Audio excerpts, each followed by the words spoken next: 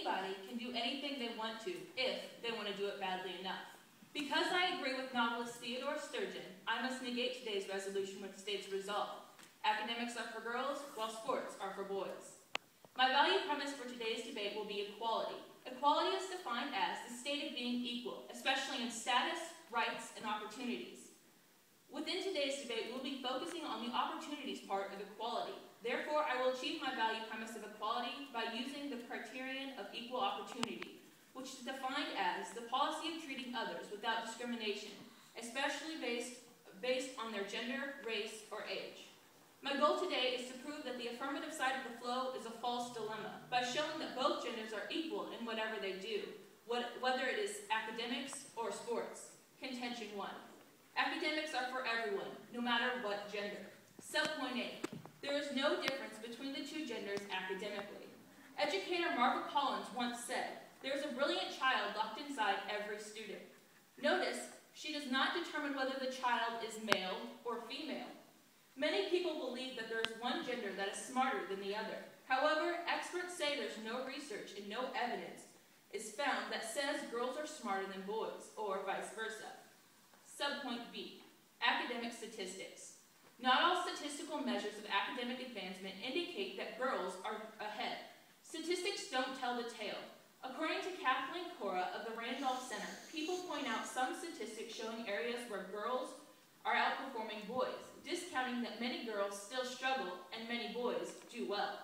For example, in Orange County, California, during the 2004-2005 school year, the average SAT score for boys was 40 points higher than the average SAT score for girls. The same was true that year in Riverside County, where the average SAT score for boys was 991 compared with 947 for girls, a 44-point difference.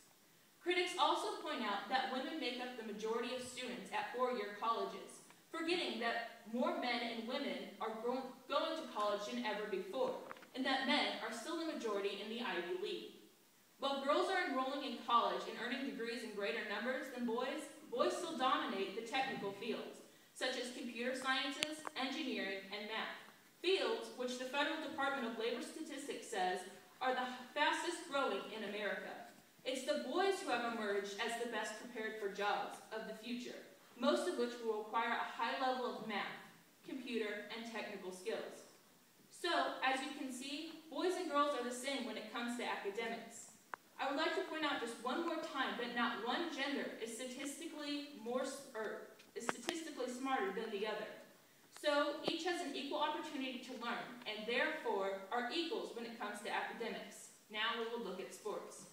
Contention 2. Sports are for everyone, no matter what gender. It has become evident that more women are setting the mark in different sports. Even with the 2012 Olympics alone, we've seen more women playing sports and setting world records.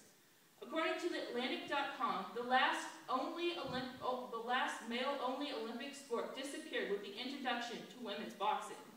And yes, to top it all off, women have set 33 world records just in the 2012 Olympics alone, which, as of August 13, 2012, women and men were tied in setting world records at the Olympics.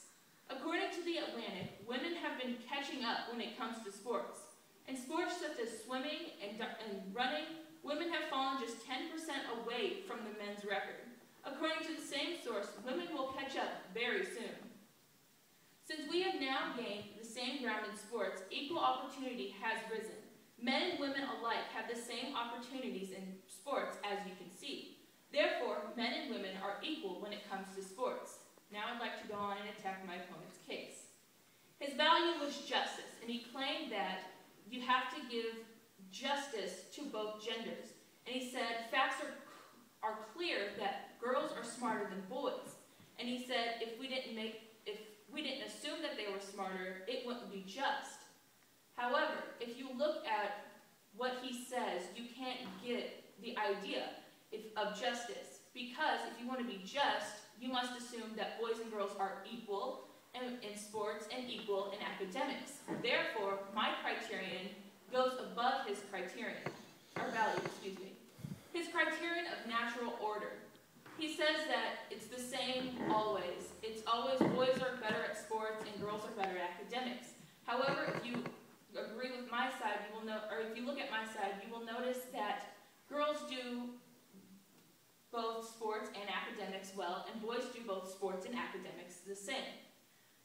His first contention was that girls are smarter than boys. However, if you look at my case, you will see that no experts say that there is any research and evidence that girls are actually smarter than boys. And I have another statistic from Dr. David Walsh, who is a very high educator, and he believes, or he says that no research has been done that says that girls are actually smarter than boys or vice versa. And when my opponent talked about IQs, he said that the female IQ is actually higher than the male. However, according to aboutintelligence.com, IQ tests show that the average female IQ is equal to the average male IQ. So, one gender does not have a higher IQ level than the other because they are both equal. His second contention was that sports are made for men. And his subpoint A was original intent. And he talked about how men in the games the games were only for men. And then he said that that's because they are better built and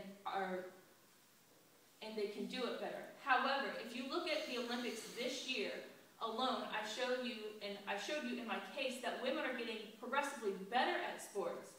So, and if you compare from 1972 to 2012, women have actually jumped up when they came to their performance in the Olympics. At the 1972 Munich Olympics, American women accounted for less than 24. And in 2012, they accounted for 56% of the medals won. Because of these reasons and many more, I must urge a negative ballot. Thank you.